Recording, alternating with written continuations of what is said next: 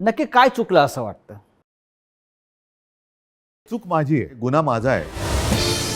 महाराष्ट्र के पूर्व मुख्यमंत्री उद्धव ठाकरे ने सामना को दिए एक ताजा इंटरव्यू में एकनाथ शिंदे पर ताबड़तोड़ आरोप लगाए हैं।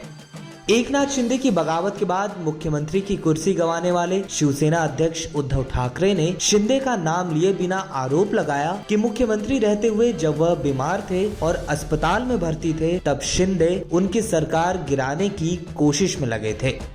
उद्धव ने शिवसेना के मुखपत्र सामना के लिए संजय राउत को दिए इंटरव्यू में कहा कि जब उनकी हालत ठीक नहीं थी और वह मुश्किल से चल पा रहे थे, तब उनकी सरकार गिराने की कोशिश की जा रही थी। उद्धव ठाकरे यही नहीं रुके, संजय राउत के साथ बातचीत के दौरान उन्होंने बागी शिवसेना विधायकों की तुलना पेड़ से गिरने वाले सड़े हुए पत्तों से कर दी।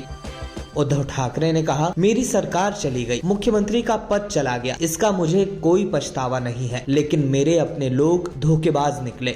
उन्होंने कहा, जब मैं अपनी सर्जरी से उबर रहा था तो वे मेरी सरकार को गिराने की कोशिश कर रहे थे। उद्धव ने अपने पिता बाला साहेब ठाकरे द्वारा स्थापित शिवसेना पर दावा मजबूत करते हुए कहा कि शिवसेना अदालतों और सड़कों पर लड़ाई लड़ेगी और जीतेगी। हो, पण तुम्ही इस्पितळात असताना, तुम्ही गुंगीत असताना तुमचं सरकार पाडण्याचा प्रयत्न होत होता, त्या विषयावर बोलू का? असं साधारण तुम्ही सुद्धा काही कारण ठिकाणी मला सुतोवाच केलेला आहे. कुठेही त्या माझ्या अनुभवातनं सहानुभूती नकोय. तो फार वाईट अनुभव होता. मानेची शस्त्रक्रिया ही कोणत्याही डॉक्टरनं किंवा कोणालाही ज्याला माहिती आहे त्याला विचारले की त्याच्यामध्ये धोके काय असतात ह्याची कल्पना मलाही होती, पण ती करणं मला गरजेची होती. ती केल्यानंतर पहिली शस्त्रक्रिया झाली, त्यातून मी चांगला बाहेर पडलो होतो. अचानक एक 5-7 दिवसानंतर सकाळी जाग आल्यानंतर, खरं म्हणजे त्या दिवशी मला डॉक्टरने सांगितलं होतं की उद्धवजी उद्या आपल्याला जिना चढायचा आहे. तर मी मानसिक तयारीत होतो की आज जिना चढायचं, एक एक पाऊल पुढे जायचं आहे. सकाळी जाग आल्यानंतर जरा थोडासा एक आळस द्यायचा प्रयत्न केला तर मानेमध्ये जो एक असा क्रॅम्प म्हणतो असा आला आणि माझी मानेखालची सगळी हालचाल बंद झालेली. म्हणजे मला श्वास घेताना मी बघत होतो माझं पोटही हलत नव्हतं. पूर्णपणे मी निश्चल झालो होतो. एक ब्लड क्लॉट तिकडे आला होता. सुदैवाने डॉक्टर वगैरे सगळे जागेवर होते आणि ज्याला तो गोल्डन आवर म्हणतात, त्या गोल्डन आवरमध्ये ते ऑपरेशन झालं, म्हणून मी तुमच्यासमोर आज उभा आहे. त्या काळामध्ये माझ्या कानावर येत होतं, माझे हातपाय हलत नव्हते, बोटं हलत नव्हती. सगळ्यात टेन्शन मला होतं की समजा कुठे काय डास चावला, मुंगी चावलं तर खाजवायचं कसं. म्हणजे हा एक वेगळा विचित्र भाग होता. पण त्या काळात माझ्या कानावर येत होतं की काही जण मी बरा व्हावा म्हणून देवावरती अभिषेक करत होते आणि काही जण मी असाच राहावा म्हणून देव पाण्यात बुडून बसले होते. देव पाण्यात बुडून बसलेले लोक आता पक्ष बुडवायला निघालेत. आणि तेव्हा हे पसरवलं जात होतं की हा काय आता उभा नाही राहत, आपलं काय होणार, तुझं काय होणार. म्हणजे ज्या काळामध्ये आपल्या पक्षाला सावरण्याची वेळ होती, आपला मी पक्षप्रमुख, कुटुंबप्रमुख, शस्त्रक्रिया झाल्यानंतर माझी हालचाल होत नव्हती, त्या काळामध्ये ह्यांच्या हालचाली जोरात होत होत्या. हे नाही म्हटलं तरी एक मला वेदनादायी एक सत्य हे आयुष्यभर माझ्यासोबत राहणार की जेव्हा, आणि मी तुम्हाला जबाबदारी दिली होती पक्ष सांभाळायची, नंबर 2चं पद होतं, पक्ष सांभाळायला म्हणून पूर्ण विश्वास दिला होता. तो विश्वासघात तुम्ही, मी हॉस्पिटलमध्ये असताना, म्हणजे माझी हालचाल बंद होती तेव्हा तुमची हालचाल जोरात होती आणि ती सुद्धा पक्षाच्या विरोधात. महाराष्ट्र के पूर्व मुख्यमंत्री ने एकनाथ शिंदे का बिना नाम लिए कहा कि उन्होंने मुझे धोखा दिया और पार्टी को विभाजित किया है। ठाकरे ने ये भी कहा कि बागी नेताओं को अब अपने पिता की छवियों का इस्तेमाल कर वोट मांगना चाहिए। ठाकरे के मुताबिक शिवसेना प्रमुख और उनके पिता बाला साहेब की छवि का इस्तेमाल कर वोट मांगने से बागियों को बाज आना चाहिए। उद्धव ठाकरे ने कहा कि मैंने उन्हें पार्टी में नंबर 2 का दर्जा दिया, पार्टी की देखभाल के लिए उन पर भरोसा किया, लेकिन उस विश्वास को उन्होंने तोड़ा। ठाकरे के मुताबिक उनके विरोधी इस बात से नाराज है कि वह बाला साहेब ठाकरे की मृत्यु के बाद भी शिवसेना को खड़ा करने में कामयाब रहे। उद्धव ठाकरे ने कहा कि विरोधी शिवसेना को ठाकरे से अलग करना चाहते हैं। उद्धव ठाकरे के मुताबिक शिवसेना को खत्म करने की साजिश रची जा रही है, जो वह कभी सफल नहीं होने देंगे। बाळासाहेब ठाकरेंनंतर ही शिवसेना परत खतम करायचीच त्यांचं स्वप्न होतं, पण बाळासाहेबांनंतर तुम्ही शिवसेना उभी केली. त्यांच्या पोटात तेच दुखतंय. त्यांना शिवसेना आणि ठाकरे वेगळे करायचे. जसं गांधी आणि काँग्रेस वेगळी गांधी आणि करायची. काँग्रेस, आणि त्यांच्यात एक तुम्ही बघा, मला टीकात्मक केवळ बोलायचं म्हणून मी बोलत नाही, पण दुसरे जे आता सरदार वल्लभभाई पटेल, हो. सुभाषबाबू, हम्म. तसं बाळासाहेब, हे स्वतःचेच म्हणून आता लोकांसमोर आणायचं. हम्म. म्हणजे आपल्याकडनं काही आदर्श निर्माण नाही झाला तर दुसऱ्यांचे जसं पक्ष फोडतायत तसं आदर्श फोडायचे, आदर्श म्हणजे पळवायचे आदर्श आमदारांप्रमाणे. फोडायचे म्हणा किंवा पळवायचे म्हणा, पळवायचे. आणि मग ते आपलेच म्हणून लोकांसमोर जायचं. तसं त्यांचं चाललंय की बाळासाहेबांना त्यांनी मान सन्मान तर दिलाच पाहिजे, नाही तर लोक जोडे मारतील, लोक ठेवणार नाहीत त्यांना जागेवर. कोणी असला आणि तो बाळासाहेबांच्या विरोधात काही बोलला तर लोक हाणतीलच जोडा त्याच्या. तर म्हणून त्यांना बाळासाहेब पाहिजेत, पण आता ठाकरे आणि शिवसेना हे नातं तोडायचं आहे.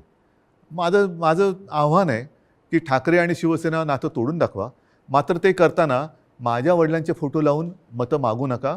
प्रत्येकाला आईवडील असतात आणि त्यांच्याबद्दल मला आदर आहे, मला माझ्या आईवडिलांबद्दल आदर आहे, तसं प्रत्येकांना प्रत्येकाच्या आईवडिलांबद्दल आदर असायला पाहिजे. आता गेल्या आठवड्यात गुरुपौर्णिमा झाली, मी माझ्या वडिलांना आजोबांना गुरु मानतो. प्रत्येकाने पितृदेव भव मातृदेव भव देव मानलं पाहिजे. स्वतःच्या आईवडिलांचे फोटो लावावेत आणि मतं मागावीत. जर आज माझ्या दुर्दैवाने माझे आईवडील माझ्यासोबत असे नाही आहेत, पण ते नेहमी मी माझ्यामध्ये आहे असं मानतो, पण ज्यांची आई आणि वडील हे सुदैवाने त्यांच्यात आहेत, तर मी म्हणेन असा आशीर्वाद पुन्हा दुसरा मिळू शकत नाही. त्यांना घेऊन सभा घ्याव्या, भाषणं करावीत आणि मतं घ्यावीत. माझे वडील का चोरत आहे?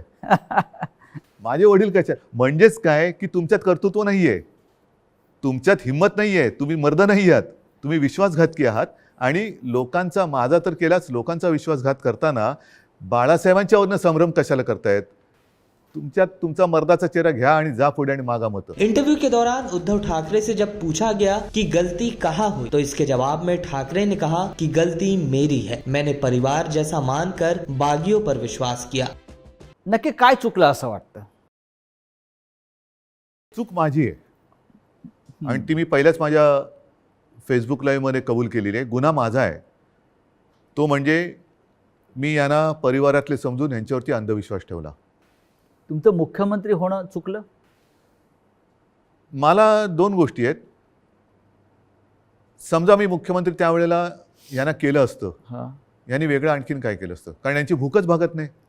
यांना मुख्यमंत्रीपद पण पाहिजे आणि आता पक्षप्रमुख म्हणजे शिवसेना प्रमुख व्हायचे. शिवसेना प्रमुखांबरोबर स्वतःची तुलना करायला लागलात. म्हणजे हे जे आहे ना, ही राक्षसी महत्वाकांक्षा आहे आणि ह्याला हावरटपणा म्हणतात. हाव म्हणजे एक दिलं तरी तुझं तेही माझं, माझं तेही माझं, तुझं तेही माझं, ह्याचं तेही माझं, त्याचं तेही माझं, माझं ते माझं, तुझं तेही माझं, इथपर्यंत होतं. आता ह्याचंही माझं आणि त्याचंही माझं, इथपर्यंत त्यांची हाव गेलेली आहे. या हावरटपणाला सीमा नसते. की महाविकास आघाडीचा प्रयोग चुकला? महाविकास आघाडीचा प्रयोग जर का चुकला असता तर लोकांनी उठाव केला असता, लोकांनी, जनतेने केला असता. तसं नाही झालं. जनता ही आनंदी होती, कारण आल्याच आम्ही पहिल्यांदा शेतकऱ्यांना कर्जमुक्त केलं होतं. हां. त्याच्यानंतर करोना काळामध्ये मी अभिमानाने सांगेन, संपूर्ण माझ्या मंत्रिमंडळातील सहकाऱ्यांनी, प्रशासनाने आणि जनतेने उत्तम सहकार्य केलं. म्हणूनच ज्या पहिल्या 5 मुख्यमंत्र्यांमध्ये माझं नाव आलं, ते मी माझं नाव नाही मानत, ते जनतेचा मी प्रतिनिधी म्हणून ते नाव आलं होतं. जर समजा यांनी सहकार्य नसतं केलं तर कोण होतो मी कोण होतो? मी एकटा काय कर? बरं, मी तर घराच्या बाहेरही पडत नव्हतो, कारण घराबाहेर पडायचं नाही हेच मी लोकांना सांगत होतो. जाऊन पण घोळके करा. फुटीरांचा आक्षेप त्याच्यावरच आहे. जे फुटून गेले आहेत त्यांचा आक्षेप असा आहे की आपण घराबाहेर पडला नाहीत, आपण मंत्रालयात गेला नाहीत, आणि आपण त्यांना भेटला नाहीत. तरी सुद्धा घराबाहेर न पडता सुद्धा देशातल्या सर्वोत्तम 5 मुख्यमंत्र्यात नाव का आलं माझं? कारण त्यावेळेला ती परिस्थिती तशी होती. मी स्वतः सांगत होतो घराबाहेर पडू नका आणि लोक ऐकत होते. मी जर का घराबाहेर आजही पडलो आणि केव्हाही पडलो तरी शिवसेना प्रमुखांच्या, माझ्या पूर्वजांच्या आशीर्वादामुळे गर्दी होतेच. म्हणजे मग काय झालं असतं? लोकांसांगे ब्रह्मज्ञान आणि स्वतः कोरडे पाषाण. म्हणजे ती काळाची गरज होती. बाला साहेब ठाकरे की विरासत का दावा करने वाले एकनाथ शिंदे गुट को लेकर उद्धव ठाकरे कैंप ने सुप्रीम कोर्ट से अपील की है कि जब तक बागियों की अयोग्यता पर फैसला नहीं हो जाता तब तक चुनाव आयोग को यह तय करने से रोका जाए कि पार्टी का नियंत्रण किसके पास है. शिंदे गुट महाराष्ट्र में बीजेपी के समर्थन से सरकार बनाने के बाद लगातार दावा कर रहा है कि वह असली शिवसेना है। उधर चुनाव आयोग ने शिवसेना के दोनों धड़ों से 8 अगस्त तक दस्तावेजी सबूत पेश करने को कहा है, ताकि यह साबित हो सके कि पार्टी का नेतृत्व कौन करता है। इस वीडियो में फिलहाल के लिए बस इतना ही। देश दुनिया की तमाम खबरों के लिए बने रहिए लोकमत हिंदी के साथ।